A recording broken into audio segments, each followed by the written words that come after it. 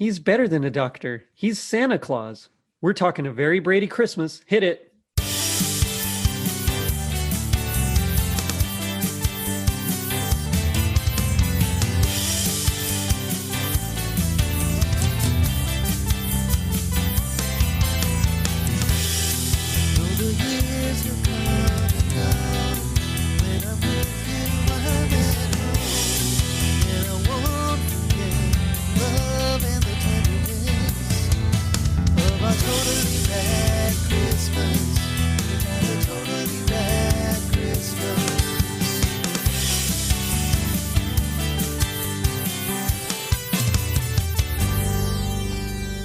It was 1988.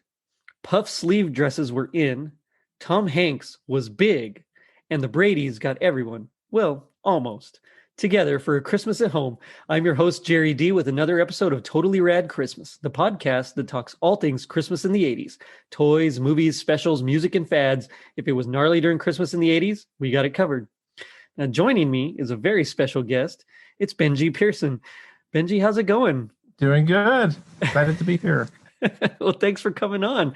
You've been, at least from what I can remember from the beginning, you've been one of our active listeners and commenters, and I'm really grateful for that. So thanks for coming on. Yeah, I definitely love all things Christmas in the 80s. Rad. Oh man, well, how are you doing today? Doing really good. It's been a nice day, and Christmas is definitely slowed down. But we want to keep things going for this new year. Yeah, we're getting into that part of the year where it's a little too late to be doing Christmas stuff, but not quite so early to start the next one. It's at the like no man's land right. Kind of Christmas area, and it's kind of a bummer. But at the same time, there's a lot to be said for this time of year. There's still snow, and so snowmen, which are quasi Christmassy, we can still do in winter. Although not in Texas. I don't know about where you are. Yeah, ours just melted. We were outside cleaning the yard, and the one that our kids built is pretty much just a pile of snow now. We found the carrot. Oh, I gotcha. We had snow for like half a day, and even then it was only, I don't even think it was an inch. So my children built this tiny little snowman that poor guy. It counts as a snowman, but yes, barely. Oh, well, ours was just about as tall as me, so it was pretty good. Wow, that's nice. Pretty cool. So that's a good snowman right there. Yeah, nice. Yeah, no, ours is. It barely. I don't even think it was maybe half of my youngest daughter's height, and she's 2, so she's a shorty. Yeah. But oh well. I'm sure they're just happy for any snow. That's exactly right. Here, we'll take anything we can get, and we weren't even expecting it to stick.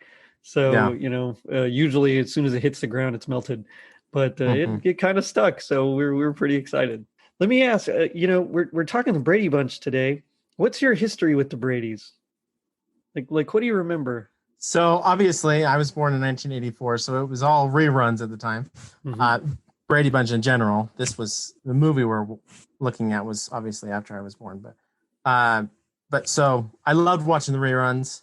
For me, I'm the youngest of 10 kids, and there's 5 boys and 5 girls, so it was always kind of like the Brady Bunch. That's cool. And my oldest brother is named Greg too. Oh, nice. And then also our kitchen, it was built in 1978, and it had that same orange-red countertops that the Bradys had. Yeah. So I always kind of felt like the Brady Bunch around my house. So yeah, definitely always watched the reruns, and I had thought about it, but it's also, the clip is in this movie, waking up on Christmas Eve when it's one year. And it was too early for me to go and get my parents and siblings up. So I turned on the TV, and it was the Brady Bunch. And it was the scene where Carol is singing at church. And so that was really some of my favorite memories with the Brady Bunch and Christmas. Nice. Yeah, that was, the Bradys for me, I remember when I was younger, not really being too into it, mostly Mm, because, I could either watch that or I could, change it to Thundercats. And so, yeah, yeah, it wasn't much of a contest at the time, sure. but I would watch it mostly like when I was at an aunt's house or like my grandma's house that they'd have it on. And so Uh-huh. we'd kind of watch them. But I remember once this movie came out, I was at my grandma's house and it was on. And so, all like my older cousins because we're the youngest cousins. Uh-huh. My mom's the youngest of like six sisters. And so, we were the youngest by quite a bit. And so, all the older ones who grew up with the Brady Bunch and stuff like that, Mm, they wanted to watch it, so they were watching it. And I vaguely, I remember watching it and thinking like, okay, I don't know what's going on, but everyone's mhm, into it and laughing, so I guess I'll stick around. And then I started watching it more, and then when the movie came out, that remake that they did with Shelley mhm. Long, Yep. Mhm. uh, all of a sudden I remembered it, and I started watching it more from there. And so I ended up really enjoying it. It was good Yeah, times. There's lots a lot of situations that I could relate to and things like that. right. But at the same time, it's not like something that I grew up wanting to see, which is a shame because they're Yeah. actually really good. Yeah. Yeah, I agree. It was kind of always something that was there. I mean, they weren't making new ones, obviously, so you weren't Right. anticipating that new one like you were other shows at the time. Hmm. Um, one thing that I always remember, and I don't know if it was, well, I mean, they did it in the original, but I think it was more from the movie in the 90s that I Hmm. remember it. But that line that Peter says, pork chops and applesauce. And so Yeah. I say that literally about every week to my kids when they ask Nice. what's for dinner, because I never know what's for dinner. Yeah. Um, so that they ask me, but I say pork chops and applesauce. There you go. So, and and then when I met my wife and we're talking about things that we have in common, growing up, one of her favorite shows was always the Brady Bunch. That's just kind Nice. of one of her standard answers. What's your favorite TV show? The Brady Bunch. Right on. So but yeah, when you were talking about when you were little and kind of not understanding everything, that's kind of how it was last night when we were watching it with my younger kids. Oh yeah. They were laughing along, but they didn't quite understand Yeah. everything. It was Yeah. This was definitely more adult than yeah, than I remembered. I mean, I'd seen it the last time I saw it was about 3 years ago, I think, and I yeah, hadn't quite seen it since then. I saw it on Hulu, and I thought, oh yeah, I put it on my watch list. Like I gotta watch this, and it was one of yeah. those that I never got around to, and so finally, I thought, okay, I need to sit down and watch this. And you know what? It's it's not very good, but I really like it. It's like structurally, there's like plot holes and all sorts of things that like their problems are very easily fixable. And yet, for some reason, there's a charm to it, and I don't know if it's just because it's the Brady's and we grew up watching them as kids, Yeah. or what. They spent so many years together as kids that they're kind of like a family, Right. in real life, and I don't know if that just bled through, but for some reason, there's something about it, and I actually quite like this this Yeah. movie. You put the Brady Bunch and Christmas together, and what can go wrong? What could go wrong? Exactly. Yeah. So this movie came out in '88. It had the highest ratings for quite some time. Eventually, it was beaten by something else, but for on the night that it premiered, it had like a 34 share, which is essentially saying that like a third of everybody watching TV, we're watching this movie, Wow. which is something, and that's Yeah, how that powerful and is. how impactful the Brady's were. Yeah.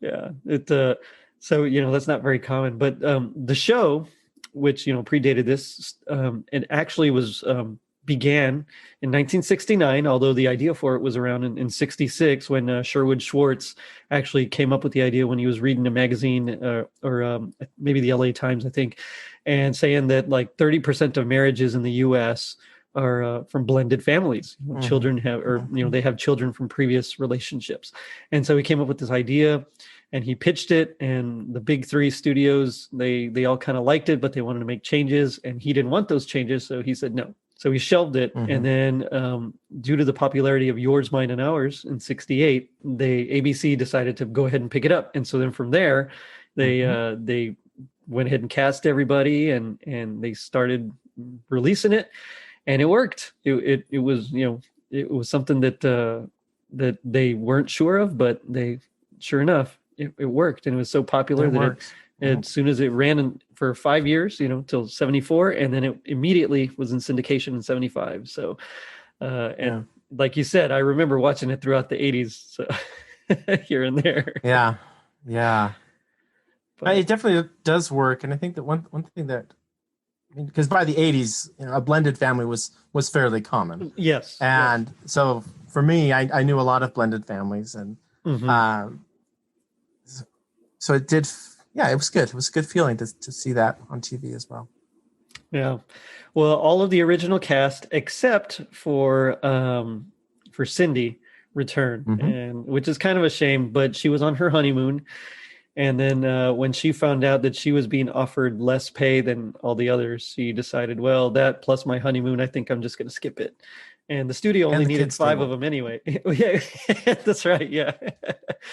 And the studio only needed 5 of them anyway to go forward with it. And so, really? Yeah. So they would have gone with only 5. Wow. Yeah. So they went ahead and cast Jennifer Runyon as Cindy anyway. And now later on, because like in 1990, I believe, they decided to go ahead and do another follow-up series called The Bradys, which would focus on them as adults. In that instance, I believe it was Marcia, what's her name, McCormick, that decided she wasn't going to continue, but Cindy came back. And so it's kind of this funny thing where like 5 out of the 6 keep doing something and the other ones just kind of don't. Which I guess is kind of like real life, where there's always a one that doesn't want to quite go with the flow. But I don't blame her. I mean, if they weren't going to pay me as much as the others, I'd be upset too. Yeah, and her honeymoon. I was glad to learn that fact, that she was on her honeymoon. This one's kind of cool because, and we'll get into the plot in just a little bit, but this one introduces some of their spouses, which I thought was kind of cool. But I know that the husbands of Marcia and Jan were actually from an earlier show that I don't remember this other show at all. It was kind of like a revival, I suppose. And it was them courting and meeting. And I don't remember that one. I thought it was kind of cool that they brought them back anyway. Yeah. The Brady, is it Brady Wives? The Brady Wives. That's it. Yeah. Yeah. Or Brady Brides, something like that. Brady Brides. Yeah, that's it. Brady Bride. Yeah. And I don't know. Have you seen that one? Because I sure haven't. I've seen parts of it, and I know that Wally, Marcia's husband, is really similar to how he is in this movie. Very kind of the slapstick comedian. Yeah, kind of goofy. Definitely, yes. There's something about him. He definitely gets in his own head. I'll say that. Yes. But the Brady Brides, yeah, you're right. And that was from 1981. And it was Ron Coolman and Jerry Hauser that reprised their characters there, which again is something that's kind of cool. I always I'm a huge continuity fan, so whenever they can keep the same kind of continuity, I'm always much more pleased than when they can't. So, when like when Rhodey was recast in Iron Man 2, that kind of bummed me out. Although I think John Cheadle's a better fit for, Rhodey than Rhodes, but anyway, I mean, sorry, getting off track, but it's not a podcast if you don't get off topic. Exactly. No, and I was thinking when I saw them, because I had heard of the Brady Brides, I hadn't really watched it, but then I noticed that Wally and Philip, Jan's husband, that's kind of why they have, it feels like, bigger parts in this movie than Greg's wife and Peter's girlfriend kind of has a good part. But speaking of Greg's wife, every time someone brings up a Very Brady Christmas, every single person I know always says that Nora is the worst.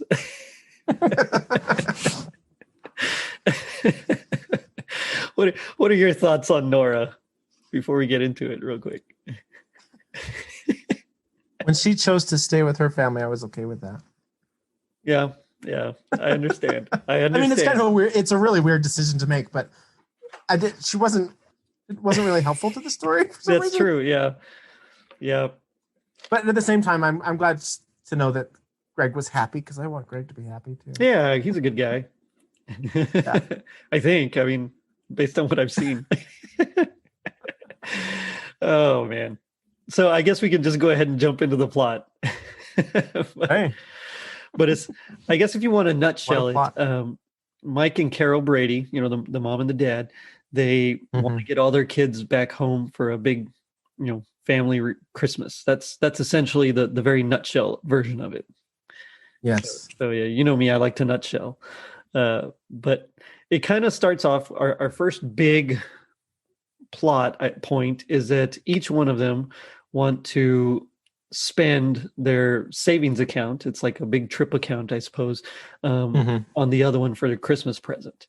And so Mike wants to get Carol a trip to Japan, and Carol wants to get Mike a trip to Greece. And that's like the very first point of contention there.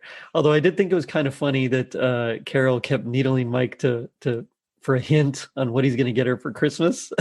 Because on the one hand, it seems so much like her character, but on the other hand, I don't really know anybody that does that keeps asking. Oh yeah, that was kind of when I was watching that, I was thinking this is just an excuse to let us see the house. Yeah, exactly. Did you notice they were kind of running around the house that we're Mhm. all supposed to be familiar with, but it's been updated to 1988. Yes, And there's definitely very 80s. And also, even before they talk about presents, we got to mention the tracksuits. Oh yeah. At the beginning, they're doing their exercises. The exercising, yeah. That was just too awesome. But yeah, the house. See, for me, I'm very architecturally minded. I'm an architectural historian, so that was always a big thing for me. And I love the set, of the Brady Bunch, and especially their house. And so that's, I guess, why that I bring that up is because it felt like that was just a kind of a montage for us to see the house, and what's become of grew it. up with, even there. And with all the changes that they've made. Yeah, and it makes sense. The kids are grown up; they're out of the house now, and the parents say, "I mean, what do you do with their rooms? You don't just leave them kids' rooms." And so it definitely makes sense. Their tracksuits are definitely very 80s. That was one of my top notes. So I dig it. Oh man, and I think they're working on their exercise bikes, right? Yes. Yeah.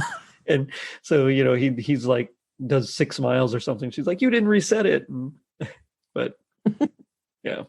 It's cute. I mean, they still, even though they hadn't worked together in quite a while, they still have the same chemistry and everything. I really enjoyed it, that part. But yeah, it feels like it wasn't really a break. Like those two, they've always worked together so well. They didn't, I guess, from the very beginning they didn't. But but they work so well together, and you really see that throughout this whole movie. Yeah, you really do. It's funny because I guess at the heart of it is everybody's kind of hiding something from everybody else, and they don't want to just open up. So we find out that, like I said, they each have their own little plan. But we also find out that Alice, their former maid, or I guess housekeeper. Yeah, she's their housekeeper. Her husband has left her for another woman. And so they invite her to stay with them for Christmas. And, because they're, she's like family. They're always like family. She didn't know where to go. And so, so that's another plot point right there. I mean, there's like a bunch of little threads that all get intertwined. And so that's another it's a family coming home for Christmas. There's going to be a lot of. You're exactly right there. But we cut to like all the other kids as well. And so we see that Greg's a doctor, and his nurse, or his wife, I guess, is his nurse. Yeah. So that's kind of cool. And then we see that Peter, his boss, is his girlfriend. Mm-hmm. Right. So there's that. Bobby it turns out that he's racing cars, although, we don't quite know everything in the beginning. We just, Oh, yeah. Marcia is married. She has her own kids as well. And so her husband is Wally. Is that right? Mm-hmm. Yes. Yep, Wally. Yeah. Mm-hmm. And so her husband Wally is a toy salesman, and we find out he's recently been fired. which something about him. I think if you were to swap him out with like Woody Allen, I think it wouldn't be that huge of a difference. Right. Exactly. He's kind of neurotic in that way. Yeah. But with I mean, I get it. I think we've all been down and out, so we understand how sometimes that goes. But we also find out that Jan and her husband Philip are separated, or they've been going through Yes. something. Yeah, and so and we've also find out finally that Cindy is in college, getting ready to graduate. Mm-hmm. So that's And where doesn't like want to come home. and doesn't want to come home for Christmas. Yeah, that's where everybody is at the beginning of this movie here. Yep. Of course, they each get the idea to call because they can't hold it in any longer. They get the ideas that they want to call their kids and tell them the great news about their gifts for Christmas, and they swear them all to secrecy. Which is exactly what my parents would do. Yeah, I get it. I told my daughter what I was getting my son for Christmas. I get it. On the other hand, when there's a conflict like that, you think at least one of the kids would step up and say, hold on, talk to each other because something's not jiving here. That would sound like a very Greg or Marcia thing to do. Mm-hmm. To tell. Yeah, I was kind of surprised that none of them at all said anything. Before we get too far, I have to mention it's Marcia's phone. Did you notice that? No, I didn't. That she has. It's like one of those clamshell phones that is like a flip phone, but a clamshell, and then it has the cord, and that extra long cord, so that she can get wrapped around in it when her kids are chasing each other around. It's just a very 80s thing to do. It's probably oh gosh, what was it called? A home interior or something like that. A home interior phone. I completely missed that. That's so cool. I'm gonna have to go back and watch it just to see the phone now. A lot of long phone cords. There were definitely a lot of phone cords. Kids, phones used to have cords. Yes. My kids were laughing when they saw that because it was just, I mean, and they had to go so far away from the phone sometimes. And so it was funny for them. They enjoyed that. So did we. It is strange to think about, and then the cord sometimes would get twisted, and you'd have to like try to fix it. And it would get very frustrating. It's like all of a sudden the spiral would like flip somehow or invert, so it's like nice and spiraled, and then all of a sudden it's not. So yeah, that was always frustrating. But that's cool. No, I missed that. I'm definitely gonna have to go see that. But we find out that she's got a little girl and a little boy, and they kind of don't really like their cousin. The Slug, Greg's son. Yeah, the Slug. But they're also Chicago Cubs fans. So I thought that was kind of cool. Oh, see, I didn't even notice that. Yeah, they're wearing Cubs outfits. No, I think they did a really good job with the casting of those two kids. They felt like Brady's. Like Brady's, they did. Yeah, they really did. Especially the boy for sure. Yeah. He's like precocious, kind of like Bobby, and I definitely could see them fitting in the show. I'm surprised Cousin Oliver didn't come out. Cousin Oliver, I forgot about him. Yeah. Oh wow, yeah. Yes, definitely. That would have been a perfect time to bring him back. Right, a big family reunion. I guess the dog has definitely passed away by this point. So that's his name. Oh well, I don't remember his name. I was trying to remember his name for the life of me. I couldn't. I was thinking Sam, but not Sam. Sam's a different dog. Yeah, he's the other dog. I don't recall. No, it wasn't Bandit. That's from Bluey that my kids watch. I don't remember. It's going to come to me, and I'm sure people are going to be listening, like screaming the name, like, "How do you not know?" I'm so sorry, guys. I don't remember. But anyway, I don't know. But yeah, so we find out Jan and her husband are separated. Like I said, Cindy's in college. But the main point here in the beginning, especially, is that they each, Mike and Carol, each want to buy each other a trip. We also find out during this opening, the first like 15 minutes or so, that Carol, and this is a plot point taken over from the Brady Brides, she's actually a realtor now. She's a real estate agent. Oh yeah, yeah. And she sold a big plot of land to a commercial guy, Ted Roberts, right? Ted Roberts. I think I that's just why. wrote down Mr. Robert. Yeah, Ted. Yeah, Yeah, Ted. that's what I have written down. Yeah. I wrote So down Mr. Roberts Roberts, yeah. Scrooge. Scrooge, yeah. He's the developer. And I guess she told him, that, hey, my husband's an architect, so if you need someone, and so he designed this place for them, or he looked over some plans for this place. Mm-hmm. And we also find out that, again, the big plot point, that Mr. Roberts is trying to cut some corners here and there and not have Mm-hmm. all of these safety things, even though the plans themselves are within, guidelines within the safety Yep. code. They really needed to be bolstered in certain areas. And he was like, no, that would cost me 10% more. So I'm not doing that. And so he kind of, I don't want to say blackmails, but he kind of blackmails Carol.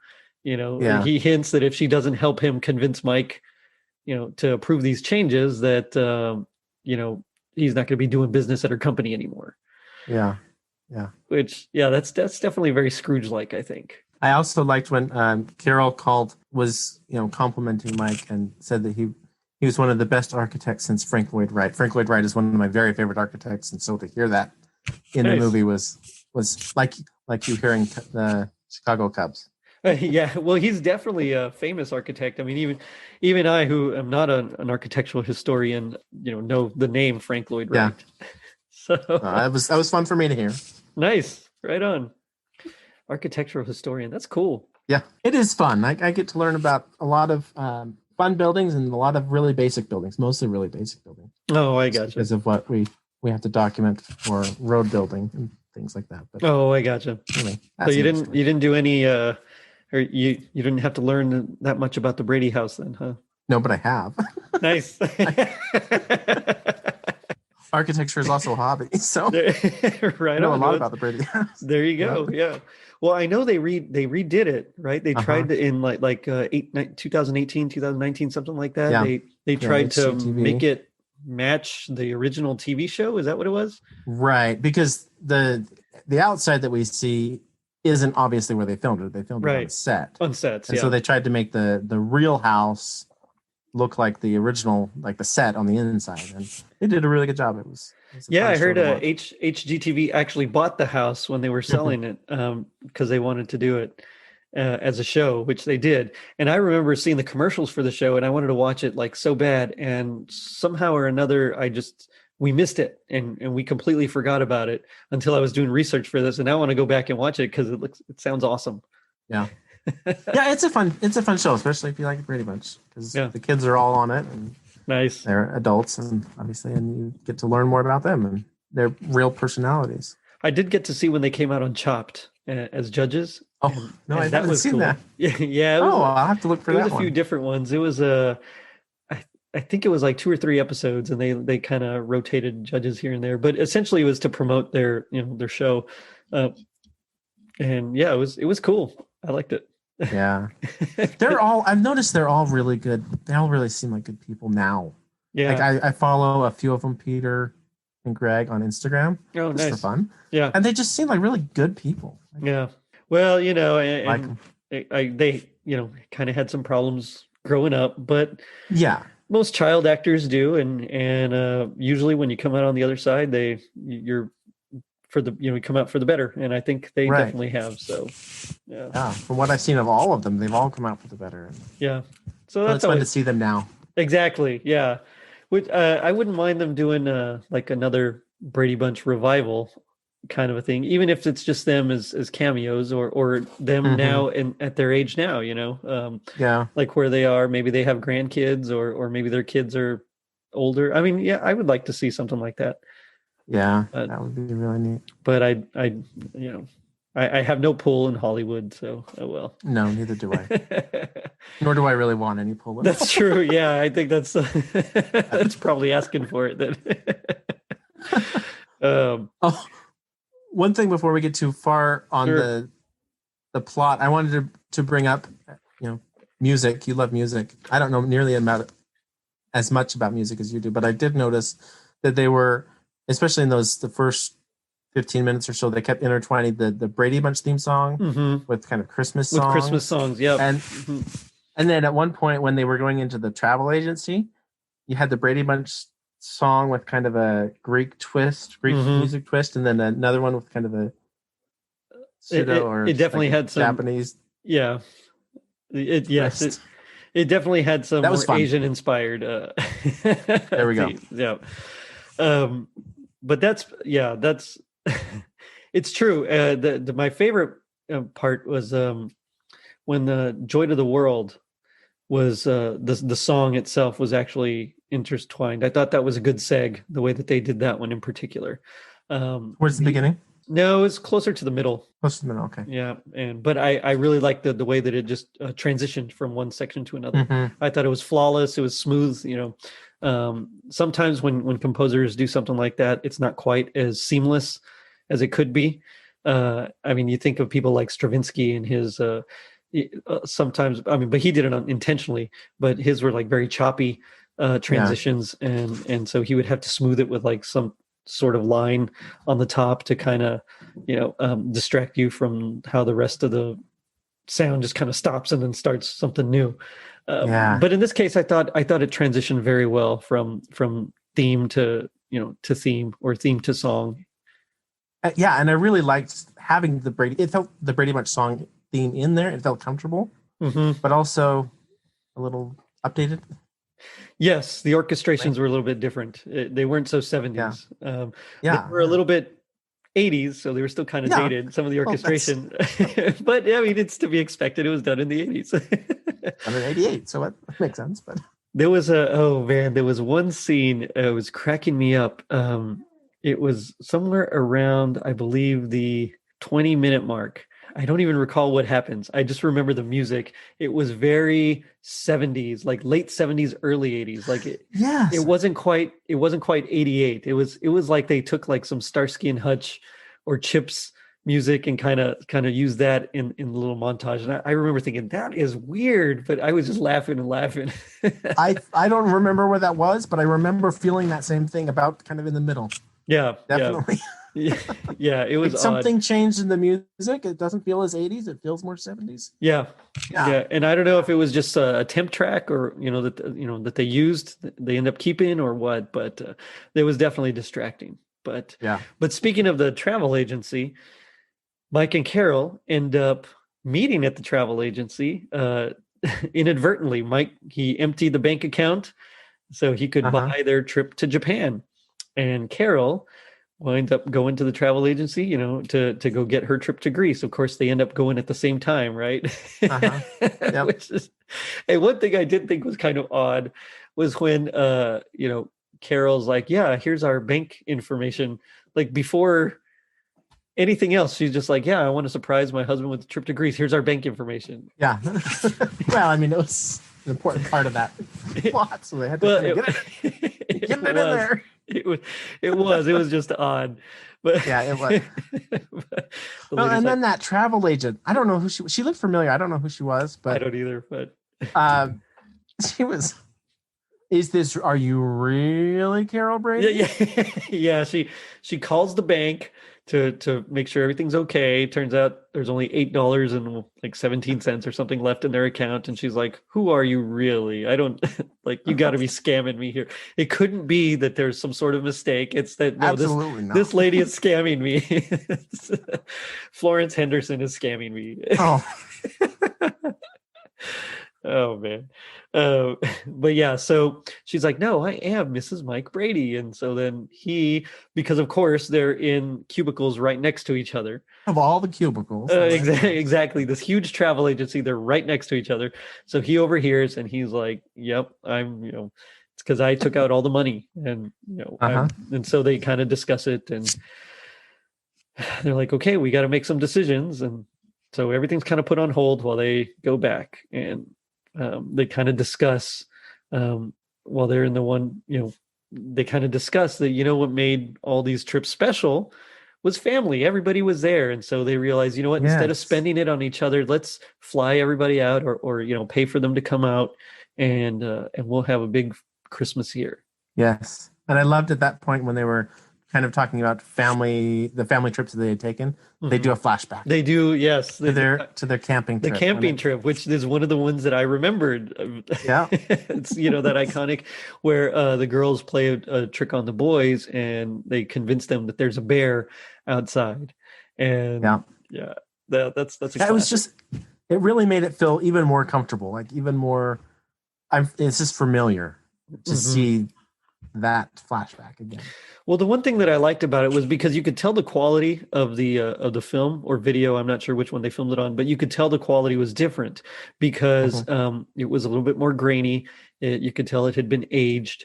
Even though Hmm. they tried to clean it up a little bit, it just still wasn't the same quality as the rest of the movie.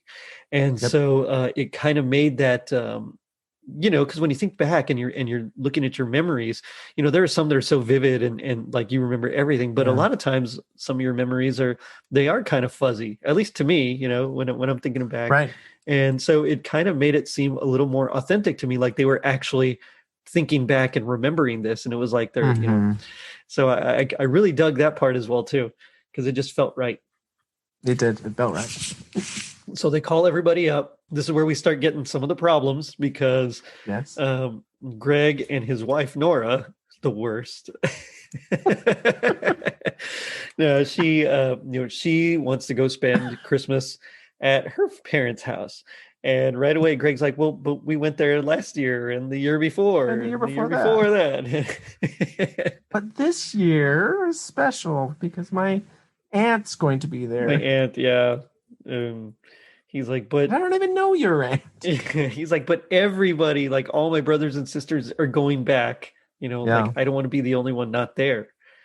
And I mean, she decides that he and the kid can go, he and their son, and she'll just go to her own house, which is okay. I mean, I guess, but I mean, it seemed like an easily fixable problem, For you her. know? Yeah, it did. And I can't imagine a mother ever wanting to do that. Yeah. How could she Leaving not want to spend Christmas her son. without her Like, son? Yeah. I don't get it. yeah. I don't get it at all. Just so she can see her aunt that she hasn't seen. Uh-huh. And I But get it. she I mean, seemed I perfectly have fine aunts with that I haven't that. seen in a while, but and I love to see them when I do. But I mean, I don't know if I'd miss Christmas with my own children for that. Exactly. Yeah, Exactly. yeah. And then later on, when spoilers, she comes home. She comes to their house on Christmas morning.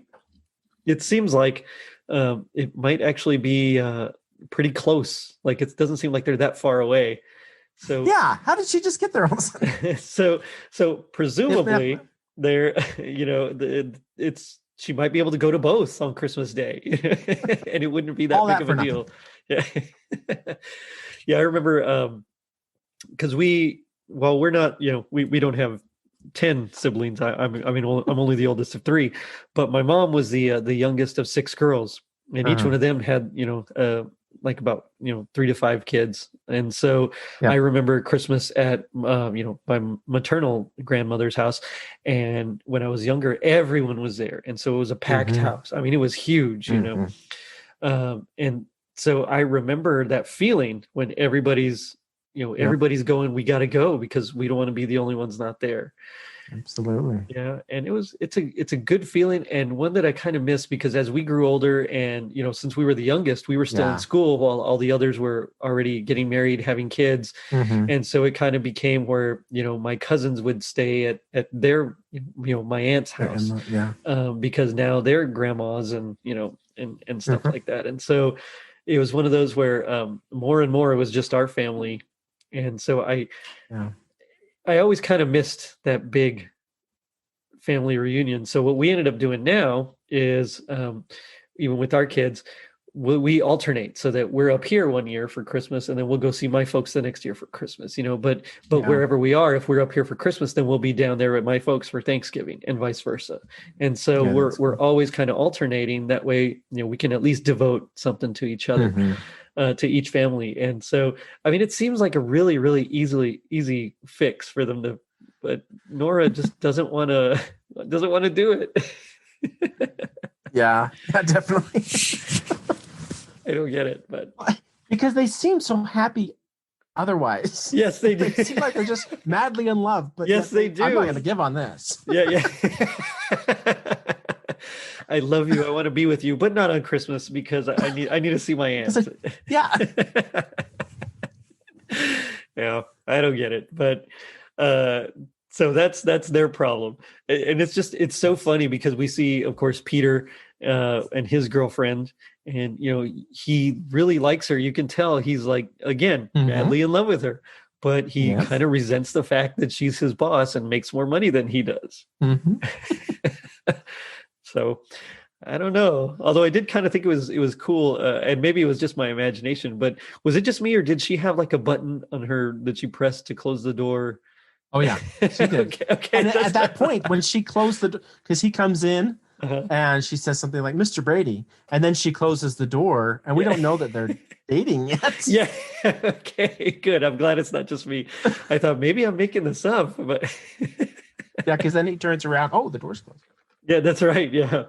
And then I guess in his mind, he knows, okay, I can kind of be a little more casual, but we don't know that yet. Right.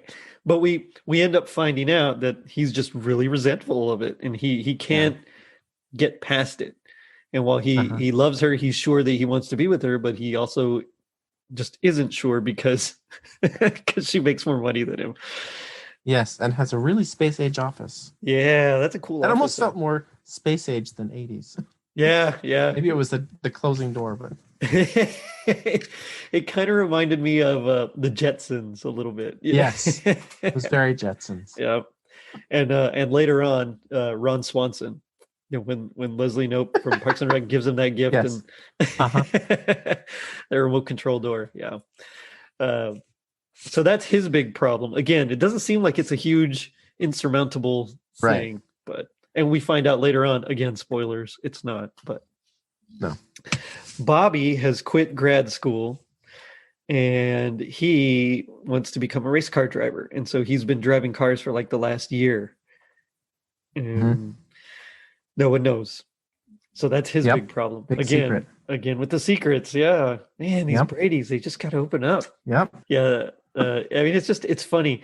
Marcia's, every single one of these problems is not really a problem, but it is for the show. For the Brady Bunch, it's their Brady Bunch problem. For the Brady Bunch, yeah. Exactly. Yeah. So Marcia, her husband lost his job. And so, he doesn't want to he doesn't want anybody to know that he's unemployed, which why not? Maybe they can help you, you got to think they have contacts. They can probably suggest something. Yeah. But I loved how supportive Marcia was. She's just like, it's no big deal. You'll find another job. Yeah. She just has full, support for her husband. I thought that was a really neat thing to see, that has confidence. That's the word I was looking for. Yeah. Has confidence in her husband's abilities. Yeah. And he doesn't right then, just because he's he's just been let go. But I'd like to see that she was very supportive. She wasn't bringing the whole show down by her being sad too. She really was. And it's funny because it seems like her, that her side of the story really isn't about her. It's more about him. And so it's something that was for me was a little bit jarring, because you would expect, something about the Brady Bunch to kind of focus more on the actual Bradys themselves. But she really didn't have anything, wrong, I guess. Right. There's nothing really. Marcia. That's right. Yeah. He's always perfect. That's right. Marcia. Oh man, classic. And then poor Jan and her husband Jan. They decide they're going to go through with it for the sake of the family. They're going to pretend like they're still together and not having any problems, like they're not separated. We come to find out that her husband Philip thinks for some reason that she doesn't love him anymore. And again, it seems really arbitrary. It's not like like his reasoning. I would get it if there were a lot more things, but his reasoning didn't seem that well thought out. Yeah, there was something about a swan that I missed. I missed one line, and then they kept talking about this swan like it was, or the the goose. Goose? Yeah, Yeah. Goose. I missed one line and then I lost their whole story. Yeah. Yeah. Essentially, he became like a full professor instead of an Uh-huh. associate. Got really into his research, even wrote a book and everything. And I guess he missed like several events of hers because she's an architect. And so he wasn't there like ribbon cutting and certain things. And so, Yeah. she felt not paid attention to. And because I guess she felt that way, I guess her behavior changed. I mean, we're not Yeah. told it specifically, but for some Right. reason he thinks she doesn't love him anymore. Yeah. So I love the fact that she's an architect. She followed in I her father's I footsteps. thought That that was was super great. cool too. Yeah. That was like one of those little, and the Brady Bunch, they were always really good at putting on these little Easter egg things like that. It's Yeah. just like a little tidbit, it's a throwaway line, but at the same time Hmm. it means a lot. And Yeah. so I really, dug that because someone had to be, and Yeah. I mean Yeah. you It could was part think. of their life. I mean, he had a studio in their house that they all spent so much time in. Yeah, yeah, Someone had to exactly. pick it up. Yeah. And I'm glad it was Jan. She needed a win. Yeah. She did need a win. That's a good way to say that. and then Cindy's problem, which again is not really like a problem, was that she just felt like she wasn't she was just being treated like a child. No one really was If paying you're the attention. youngest child, it's understandable, though. Yeah, I get it. I'm I the very much oldest, understood so where she was. yeah, I'm on the other That's, spectrum. I get it. My youngest brother has kind of told me that. It's like, uh-huh. sorry, sorry, man. I mean, we can't really complain much because we're also the most spoiled. But That's true. but we do get that treated like a child. Even now that I'm, nearly 40, I still get that sometimes. So Yeah. Well, I mean, I'm the oldest and I still get that, so don't feel bad. But yeah, and so I mean, again, it's not really a problem. Her only problem, I guess, is that she had a big ski vacation uh-huh. planned with her friends, and then they said, "Hey, come home for Christmas," and that's it. Yeah. Yeah. So And she took that to mean you have to come home. But I don't think that's even what she said. How no, was that? no, it was like, "Hey, everyone's coming home," kind of Yeah. a thing, and so they hoped she would come, but she took it as like, "No, you're coming." Yeah, yeah. But That scene was fun with Cindy and her her roommate. It felt roommate, I wrote down I because her wrote down dad called. 80s dialect. It just sounded like the whole conversation was very 80s. I mean, the whole Well, movie was, but like for some reason the way that they were speaking reminded me so much of my childhood and how my older siblings spoke. I can't even explain it in more words than that, but well, let's see. Hold on. I like when when Mike Brady, the dad calls, and he's trying to invite her over, and the roommate calls. The roommate oh answers, yes. and Oh yes. she's like, "Steve, Rory, Russ, Tyler, Richard," and I'm naming like all these guys. Uh-huh. And then later on, he's like, "No, it's Mike," and she's like, "Oh, hi, Mike. Wow, you sound older." He's like, "Well, I probably am. I'm Cindy's father." And then later on, she's like, "It's your dad. He sounds cute." It's like, what? Oh. What is going on here? It's like American Beauty over here or something. Uh, but, but anyway, I thought that was a good exchange. You're right. Yeah, it was like a whole vibe and I get it. They're college kids. Or, um, I really did they mention what her major was? Because I was kind of curious. I don't think I don't so. think they did either. Yeah. Because Bobby was business, but I don't think that they really talked about hers. I was just curious to see what she was gonna be up to, but Yeah, yeah. we didn't talk about that. No. No, but anyway, so everybody's coming home. Mike meets with Ted Roberts and realizes that, hey, look, if you're not going to make these changes, which I think are Mm-hmm. really necessary, then you're going to have to find yourself another architect, which I thought was Mm-hmm. really brave of him because, I mean, a big commercial project like that, it's bound to be good money, is what I would think, especially Yeah, in the 80s, from a land developer. But, he you got to be safe, man. and Mr. Brady he's a smart guy. He really is. Yeah. He saves the day later on. Yes, yes, he does. Oh man, which again was we'll get to it, but again I felt was kind of forced. But Oh, absolutely. and yet this whole I know we're taking it apart, but really I do there is something special about this movie, and there's a charm about it that it you know yes Yeah. it's kind of like when you're watching like No Holds Barred or Bloodsport. They're not good movies, but they're so good movies, you know. Yeah. You know? Yeah. Yeah. I wonder if they would be as good to someone who didn't grow up with the Bradys. Yeah, That would be interesting. yeah, that's true. I mean, well, and then again, would they be as good to someone who didn't grow up with the Bradys watching it in the 80s when it premiered, Hmm. or, you know, compared to now? Because nowadays, I Yeah. mean, I'm sure it's a much more of a nostalgia piece than anything else. You Right. know, so now Yeah. someone that didn't grow up with it watching it would be like, why is this, you know, why isn't she Hmm. going there? And, you know, this is dumb. But in the 80s, I mean, even then, if you still didn't grow up with it, I think the plot was simple enough that maybe it still would have been engaging for, Yeah. I mean, I think so. you know, I more and want to more believe that. TV and plots and things like that, themes have gotten more complex. So, I mean, I think for the time, I think it was still, I don't know, maybe it still would have been kind of fresh. Yeah. I don't know. I agree. But anyway, so they all come home, they all try to hide their secrets, and there's some great caroling going on. I did like that when the part where they're decorating the, you know, the guys bring the tree in, Hmm. and you know, the girls are cooking, and the guys are bringing the tree in, and then they start singing like Deck the Halls, and then they're like going Yeah. back and forth. I thought that was like a great I mean, that was just great piece. It was, and they all felt like they were very comfortable. Even what was Peter's girlfriend, Valerie? Yeah, yes, I think. It's Let's see. Valerie.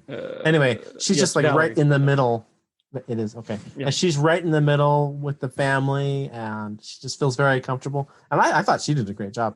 I You did know, too. I liked the actress actually that played yeah, her.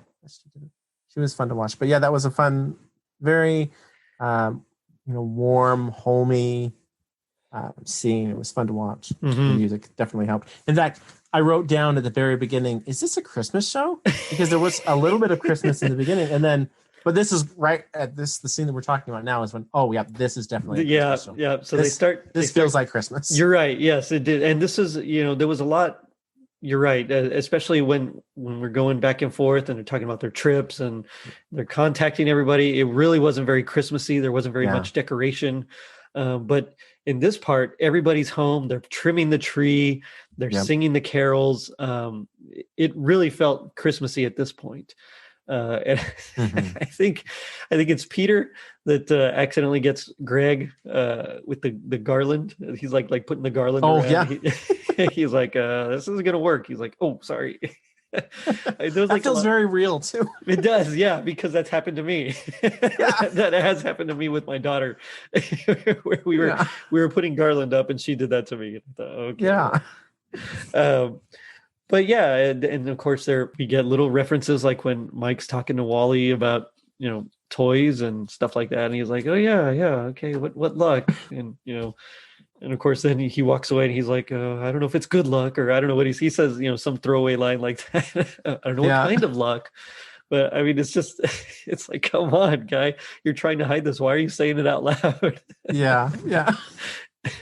Definitely a sitcom. I think I like it because it was a TV movie, but a lot of it felt very sitcom-y. It did, You know, it which I wasn't quite a liked. movie. Yeah, Because that's how the show was. exactly. Yeah. I wouldn't have Uh, wanted it to be different than that. right. Yeah. You wanted to keep that same, you know, I mean, that ethos kind of going through Yes, it. definitely. Christmas Eve comes. Oh no! Before we go on, I gotta I gotta bring up Alice. They keep telling her she's not their housekeeper anymore. You know, she doesn't have to do all these, Yes. you know, cooking and cleaning, and yet she still wears that blue maid The blue outfit mane. Yep. in the apron and everything. I thought it Yes. was like the strangest thing. Like, why did she just start wearing this again? She must have brought it because she was ready to set Yeah, up camp. I think you're right. Yeah, and it still fit. So good job, Although Alice. her room hadn't changed, apparently. Of all the rooms that changed, they said that, well, your room is still there. It hasn't changed since you left. Oh yeah, they did say that. So you're right. Maybe all her items and everything were still there in case she came back. Yeah. I don't know, but I did think that was hilarious that she still wore that Yeah. outfit. But yeah, so they're going through the Christmas of it all. It's Christmas Eve. People Did are. you realize that it was Christmas Eve? I didn't I didn't know. realize. I didn't until they mentioned it. At the Yeah. yeah. So no, I didn't know it was Christmas Eve. Which I again is kind of like an old tradition of decorating the tree and putting it up on Right. Christmas Eve. So I mean, playing into that nostalgia, I thought that was kind of cool also. But I mean, nowadays you put it up. Some people put it up before Halloween even. Yep. Not that there's anything wrong with that. I like it. Nothing wrong with that. Yep, keep doing it, guys. But but yeah, they trim the tree, they go to bed, they're having trouble sleeping. We see the different pairs, people they're bunked together going through different things. So Marcia and Wally's like, because their son is sleeping in Greg's room with Greg's son, Kevin, I think. Kevin. And so, he's staying with them. So it's just Wally and Marcia and their daughter. And so he's like, Wally's basically saying, I liked it when we had things to do and people to talk to, because of then I wouldn't dwell on all these thoughts about me losing my job. And so he goes through like this whole rant. It's like this crazy just rant about, well, now I'm thinking about this, and then I think about that. And I mean, he just goes through a whole list about how then I start thinking about these bills and this dentist, and he's going to charge me money. And then I start thinking about how I'm unemployed. And it's like, I mean, I get it. I feel like I've gone through that. Yeah. I it's funny because I'm definitely more easygoing when it comes to things like that. And my wife is the one that will think those thoughts about, those circular thoughts about dwelling on different issues. And I'm like, it'll be okay. And I think I'm it's always good to have the situation. Yes. But you're right. It is always good to have one that's a little more calm. I suppose. Yes. But I mean, I go through it too. I mean, I'm not immune to it. But yeah, so that's that story. Cindy and Valerie, they share their stories about how Cindy feels she's not being treated like an adult, and Valerie feels, that, hey, Peter isn't really into her, but he is, but like, I don't know what he's waiting for, kind of a thing. And so Cindy puts it in her head to, go ahead and propose. We see Peter and Bobby together, bunking together in the living room. And, they start going back and forth about, Bobby admits that he's quit and he's doing racing. Peter kind of talks to him about Valerie, and Bobby's like, who cares if she makes more money than you? I mean, one, you don't always know that's going to be the case. And two, so what? It doesn't really matter. He's like, you love her, who cares? If you combine your incomes and then divide by 2, it's equal. Which is like that was a great line. It's a very good point. Yeah, I mean, people don't think about it like that, but it's true. I mean, if you're married, you share, and I mean, it's just it's a really good point about being married and how it's a partnership. And Bobby, surprisingly poignant. Yeah, he got it. Yeah, he really got it. And then of course we get this whole weird subplot about the little boy, Marcia and Wally's boy, has to get up and use the restroom, but he doesn't want to go by himself. So he convinces Kevin, the slug, to go with him. I don't know why. I mean, like, that whole scene could have been cut. I think the only reason was so that Peter could send them into into Valerie and Cindy's room where they're bunking. Yeah. I think that scene took us through the house again, kind of like at the beginning. And maybe that was just point, for me, and the visual, the architecture, but they did do that. They kind of walked all the way through the house. So we got more feeling of the Brady Bunch house. But yeah, so the boys burst into this room where the girls are, leave. And then, Peter and Bobby are just laughing, knowing what they did. Yeah. Of course, on purpose. And then they went to the second door, which I didn't know there was a door back there. I didn't either. Side of kind of behind the stairs. So that was fun for me to see too. I guess that's where the restrooms are. Apparently. Yeah, but then we get another scene that kind of mirrored their Christmas scene when they were all just kind of around the Christmas tree in one of their episodes. But essentially, they're Hmm. all just eating pie around the table, and Yes. there was Greg. It starts off with Wally and Greg, which okay, I haven't mentioned it yet, but Greg's mustache kind of weirded me out a little bit. I apparently all four of the Brady men had mustaches, and the studio said, "Look, two of you have to shave." And so finally, Peter and Bobby decided that they were going to be the ones to shave. But They made the right choice. they But totally Greg did. still Greg's is mustache still looks awful. I'm sorry. I'm sorry, Greg. I love you, but you you were better without the mustache guy. he doesn't have one now. No, he doesn't have one. No, he doesn't have one now. No, but um, yeah, it was. It. I didn't like it. I didn't like it at all. But they end up stealing Alice's pie and that she made for dessert the next day. Hmm. They started eating it. More and more people join. We see Jan and Philip before they join. They're in their room. He's trying to get comfortable because he doesn't want to sleep in the same bed. He thinks it's Hmm. inappropriate, I guess.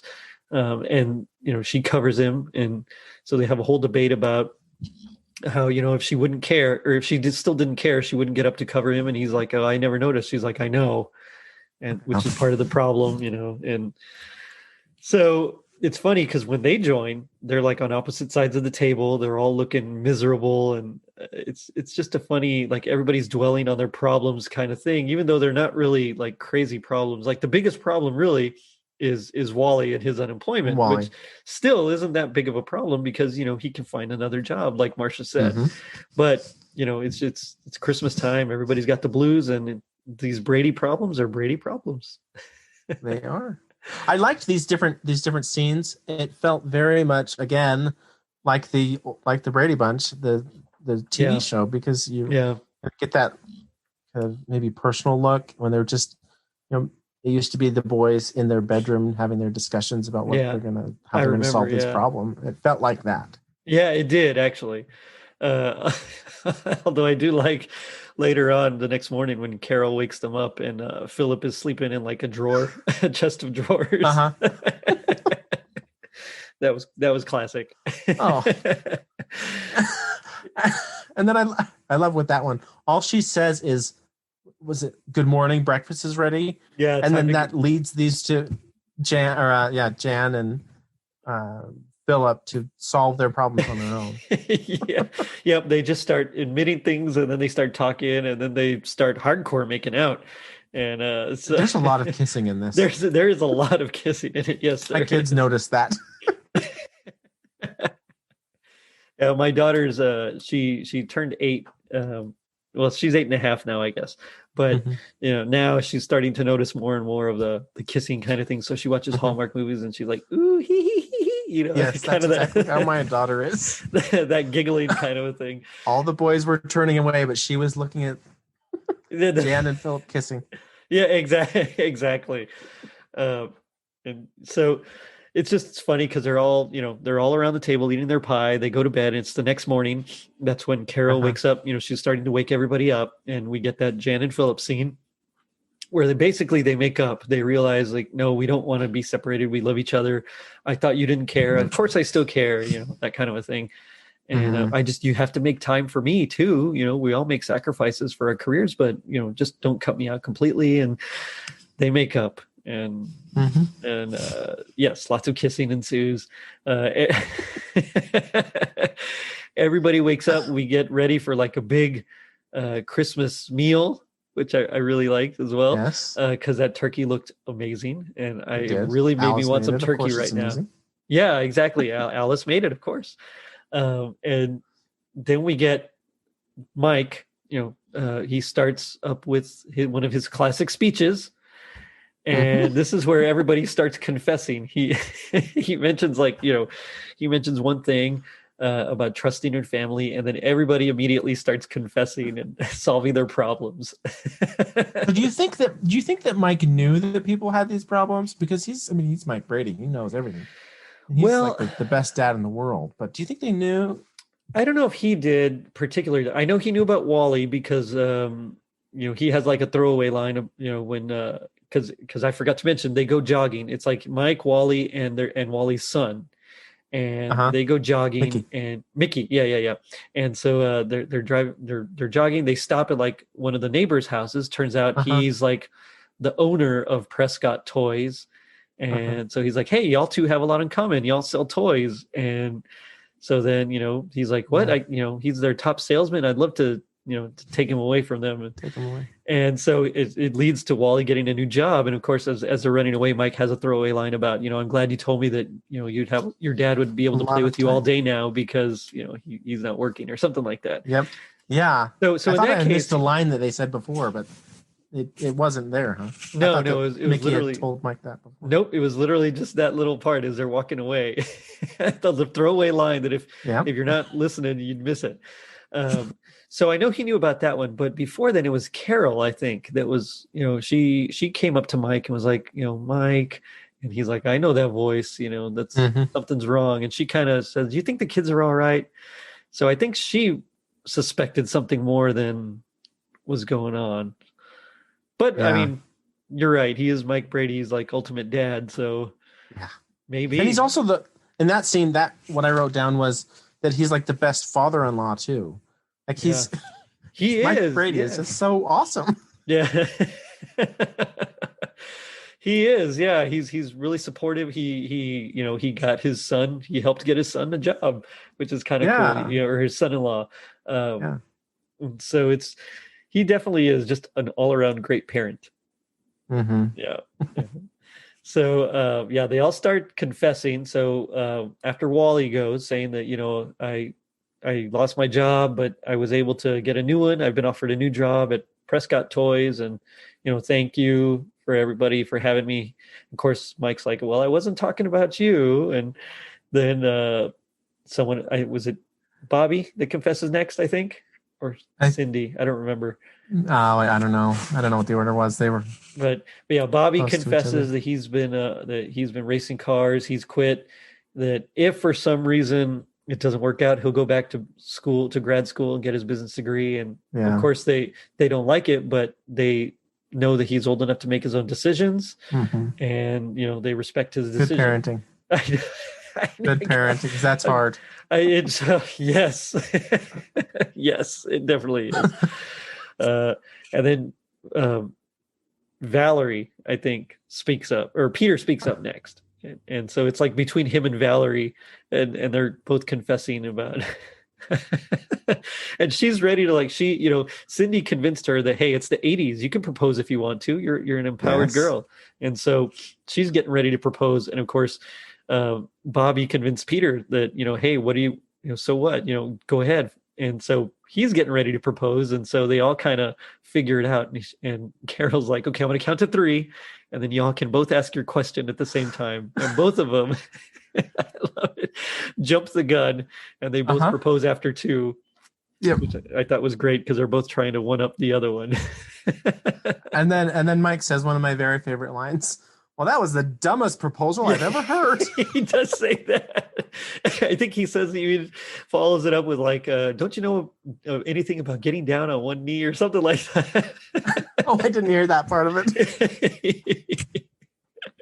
Again, like, everything's being solved. It's Christmas Day. They're the Bradys. It's like you're watching one of their shows. It really is. Everything's getting resolved. Cindy talks about how she wasn't even asked and she had plans. She felt like she was told to come home, and so you treat her like a girl. And so of course they're all apologetic. The kids table. She's at the kids table. Yeah, it's her. Which I know, I've been there. It's her and the 3 little kids. Yeah, I grew up with my nieces and nephews. They were closer in age to me than my siblings, so that's exactly what it was like. Yeah, I was at the kids table when all my mom siblings tells me the were same thing too. Same thing. Like her oldest nephew was like 6 years younger than her, or something like that, or 5 or 6 years. So I mean, they were much closer than her actual siblings. Yep. So yeah, I get it. Although I haven't. Why is Bobby not at the kids table? I mean, he's not that much younger. That's true. He's not that much older than Cindy. I don't know. Oh, but I guess it just plays into her story of wanting to feel like she can make her own decisions. Yeah, yeah. But then this is when dinner's interrupted, and Mike gets a call that there's been a terrible accident at Roberts's new construction site. Mm-hmm. The architect responsible, the new architect that replaced him, is out of town on vacation because it's Christmas, and so could you help because you have structural expertise? There's been some sort of collapse, and I don't want to say cave in, but a collapse, I guess. Yeah. And so he rushes over, and this is where we find out there are two security guards stuck in there. He goes in, he finds them. Turns out, when he goes back in, he gives the instruction when he comes out to Roberts, look, start digging on this side. It'll relieve some of the pressure. Yes, it'll cave in more, but we'll be able to, I don't know, somehow they'll be able to get out. Yeah. And so he goes back in, which I'm not exactly sure why he goes back in. Maybe just to tell them that help's on the way. I don't know. But he goes back in. But yeah, and then it collapses, and or there's more. And so the two security guards manage to escape. Mike's still stuck, trapped in there. And that's where we get the magic scene. Yes. Which made me laugh so hard, although I know it was supposed to be sweet. And it really was sweet, but it also kind of made me laugh really, really hard. Yes. I don't see how anyone could not at least chuckle through that, because it was a little forced. Yes, very much so. So they're all like, although I did love Greg. Greg was like, my dad's in there. And he was like running to go help him. And, the cops were like, no, stay back. You're not allowed. And so I thought that was kind of real. That was awesome of Greg, to try to do that at least. But so that kind of made it a little realistic. Carol's super worried. Cindy kind of tells her, remember when you lost your voice? You were going to sing a solo on Christmas morning, and you lost your voice. And so I asked Santa Claus, which we get another cut, another flashback. Yeah. Yeah. And so it's the whole scene. And that's the one that I loved, that I remember watching when I was a kid, on Christmas Eve while I was waiting or I guess it was Christmas morning, waiting for everyone to wake up. Oh, yeah. So that was fun to see that scene again. Yeah. Which I remember that episode, and then she sings "Oh Come All You Faithful," and it's it's just gorgeous. She's a great singer. Yep, and she is. Yeah, it was that from that episode where Carol loses her voice. Cindy calls. She goes to visit Santa and asks for him to give Mom her voice back. So she could sing on Christmas morning. He's like, I will, and she got her voice back, and she sang beautifully. And so. Anyway, Cindy reminds her of that, and so Carol starts singing, and everybody just kind of joins in, and Mike hears it. He's, I guess, trapped, but not too bad, because he was able to get it out. Not too far in there, but somehow he got out himself. That's right. It was enough. Their singing was enough to give him the strength to dig through. And so he makes it out. That was kind of one we were all just looking around the room. Did that just? It wasn't too far trapped. No, it wasn't that bad. They probably could have just moved a couple of things here and there, and he would have been fine. But with his architectural expertise, he knew exactly which beams and which pieces of rubble to move, and so then he was able to get out unharmed. Yep. And then they all have Christmas dinner together. It's which Mrs. Brady gives a great line about. It's the best Christmas dinner that's ever been reheated, or something like that. Yeah, the best reheated Christmas dinner. Yeah. Yeah. And then finally, Alice gets her Christmas wish because her husband Sam realizes he's been a fool. He begs to come back, and she takes him back. He's dressed as Santa Claus. Santa, yeah. Was that the original actor for Sam? I couldn't find out. It wasn't, no. Although the original actor was still alive, so I'm not sure why. Really? Yeah, I don't know why they didn't get him, but no, it wasn't. It was Louis Arquette played Sam instead of the original. Maybe that's why he had the Santa costume on. Because when he takes it off, he's turned around and he just pulls it down, and he doesn't do it, to the camera. So Right. yeah, but that was the Very Brady Christmas. And I mean, it is what it is, but I kind of liked it. And of course, they It's all a very sing. Brady Christmas. That's exactly right. Oh man. It was something, it had a 25.1 rating, like I said, and a 34 share. Um, and because of it, in 1990, they came up with a new series called The Bradys that Hmm. only 6 episodes were actually produced, though. So another one that I haven't seen, but it was going to be based off of their lives. Uh, I think in that one, Bobby's still racing cars, and I think he gets in a really bad accident because I think I've seen a clip of that, oh, and I thought that wow. was in this movie, but it wasn't. Oh, I wow. think that's part of the Brady's the second show. Well, I know he didn't dye his hair for this one. So he's still blonde. Yep. Which I mean, not everybody has the same hair color if they're all Yeah. just because they're siblings. Oh yeah, I have So a brother. Yeah, so we have I a don't. lot of different colors of hair in my family. Yeah, I mean, I don't know why it was such a big deal for them to look exactly the same, but I guess it was. All the boys were dark haired, all the girls were Hmm. more blonde, um, Like their mother. like their mother. Yeah, hair of gold. Excellently done, sir.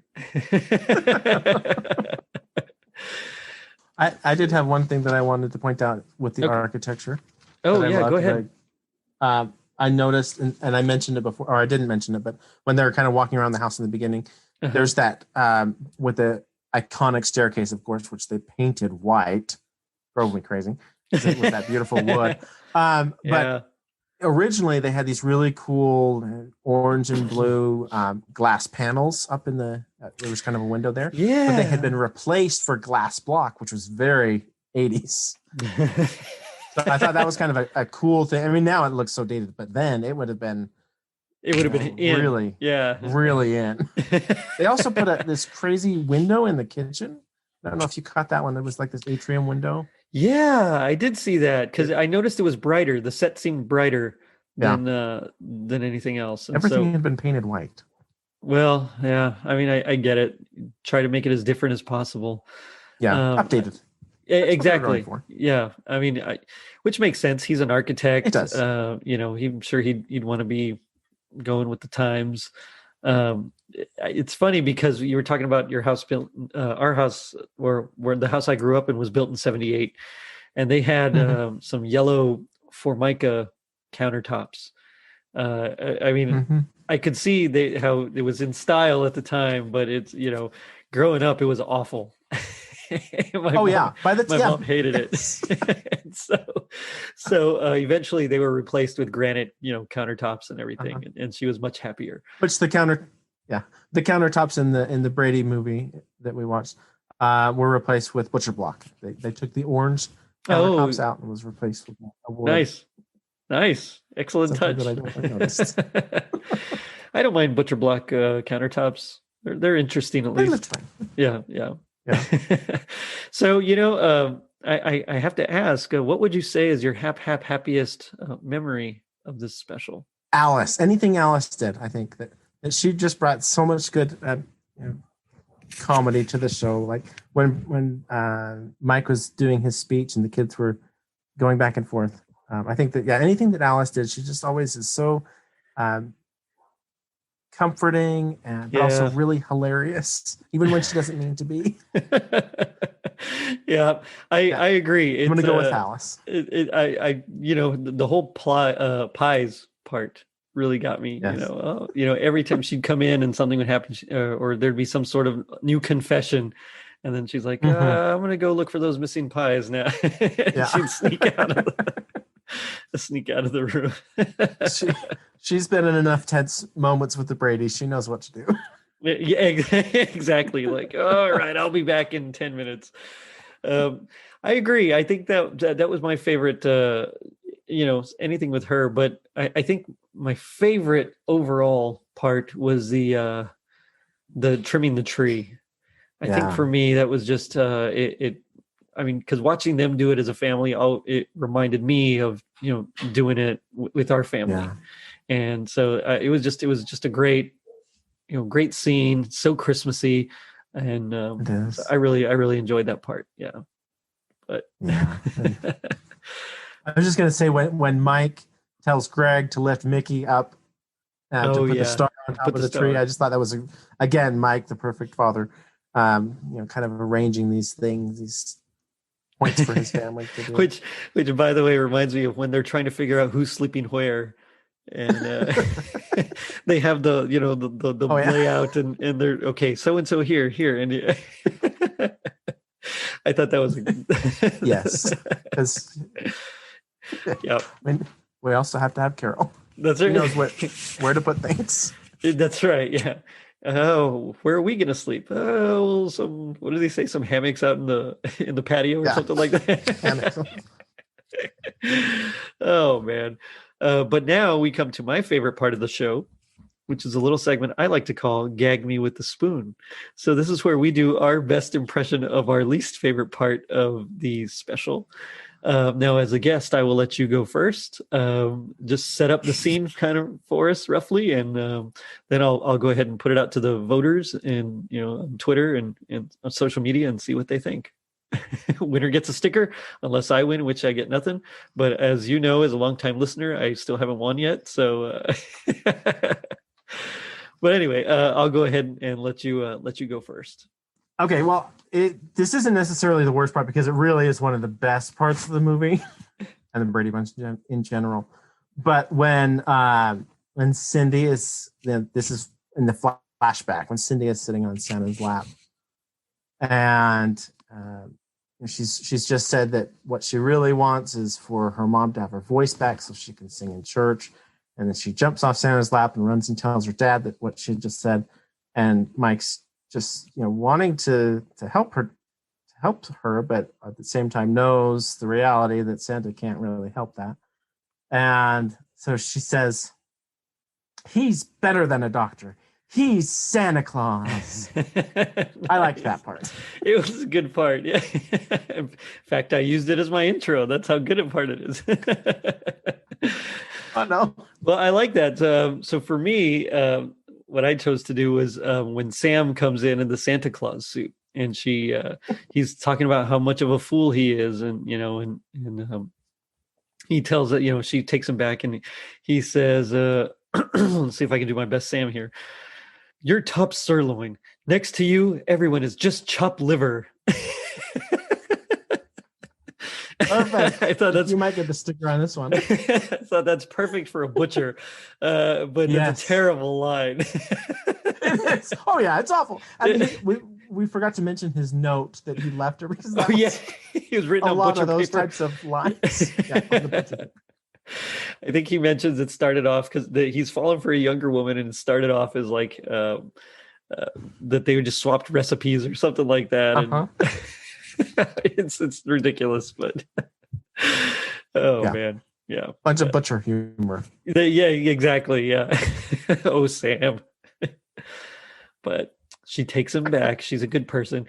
Although I did think it was kind of unfair to him to appeal to Christmas and say, come on, get in the spirit or something like that. Like, oh, come on, dude. That's not cool. After that letter on the butcher paper, I don't know.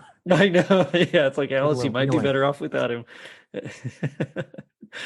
Oh man. But it does make me wonder, if knowing is half the battle, what do you think the other half is? And now this one I have been thinking about, and I'm going to give two answers if that's okay. Go ahead. Yeah. One is my 80s Ninja Turtles pride, and so growing up, I didn't quite know He-Man or G.I. Joe quite as well because right a little bit before then. Yeah. So if knowing is half the battle, the other part is cowabunga, dude. Nice. But more specifically to this, and really what I have been thinking about with all of this is if knowing is half the battle, the other half is family, because I think that's one thing that the Brady Bunch does really good. Yep. I mean, a lot of TV shows nowadays, they have, kind of a useless dad character, or, just kind of a lot of teasing and bickering and spite, but with the Brady Bunch and even with this show, it's all about family. Yeah. And if you can figure those things out, you can work through all those different things. Or I mean, we have all these different lives that we're trying to put together at Christmas time, and that's what it's all about. I agree. That's a good one. Happy with that. That's really good. For me, if knowing is half the battle, then singing Christmas carols to rescue people from collapsed buildings is the other half. Yes. Yes. That's a cool skill. She's got to put that on her resume or something. I can sing people out of collapsed buildings. Oh, Florence Henderson. Oh man.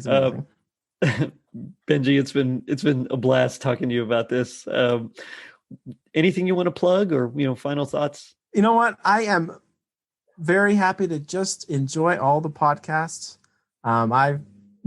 Every once in a while I get that idea that I might start my own, but nope, I'm enjoying just being a part of everyone else's and sending in my thoughts. So no, there's nothing I want to plug.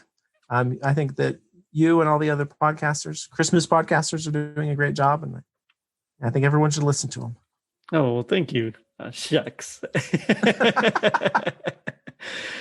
Final thoughts on the Bradys? I like the idea of bringing the cast back, the kids back, of course. All the adults have gone, but I like the idea of bringing the kids back. I think that they should definitely do that. Yeah, I think it'd be interesting. For a show. I mean, because the HGTV thing was good, but as their characters, I think that would be a lot of fun to see. Yeah. I think a lot of people would like that. I think they would. I mean, the Brady Bunch is still so iconic. Even now, I mean, it was 69 to 74 is when it ran. So it's been quite a while. But even now, it's so iconic that, when there's a happy family, people will call them the Brady Bunch, They're kind of what you aspire to be if you're a blended family. Everybody gets along. Everybody loves each other. It's not like his family and her family. It's our family. So yeah, I think it would be a great idea. And I hope that someone out there may be listening. And, if you are, Benji and I have ideas for how it's going to go. Hit us up. And how the set should be. That's right. Yeah, that's right. Oh, goodness. But again, thank you for coming on. I really appreciate it. Very happy to be here. It was a lot of fun. Great movie. Yes. And on that note, I'm going to end it by saying, I'm so hungry I could eat a gray lag goose. So check us out on our social media pages, Facebook, Twitter, and Instagram. And if you're feeling like the Bradys finding out their dad was okay, leave us a review on iTunes. Not only does it help us reach more people, but you also get a free sticker. Now, don't forget to vote. Later, dudes. Hi, everyone. I'm Dwayne from the Tinsel Tunes podcast, and I have a questionably unhealthy obsession with Christmas, and I love Christmas music. So come with me on a journey as I go into detail about the history and stories behind a wide range of Christmas music. For instance, did you know that Silent Night has the honour of being the most recorded Christmas song of all time, and has been recorded over 137,000 times by separate artists? Or that White Christmas was actually written in the height of summer? Each song, either recent or a golden oldie, has a background, and I want to share them with you. Come join us for our second season and listen at tinseltunes.com. We are on all the main podcast services, or you can find us with a simple Google search. Also follow us on all the social networking platforms, and I hope to interact with you soon.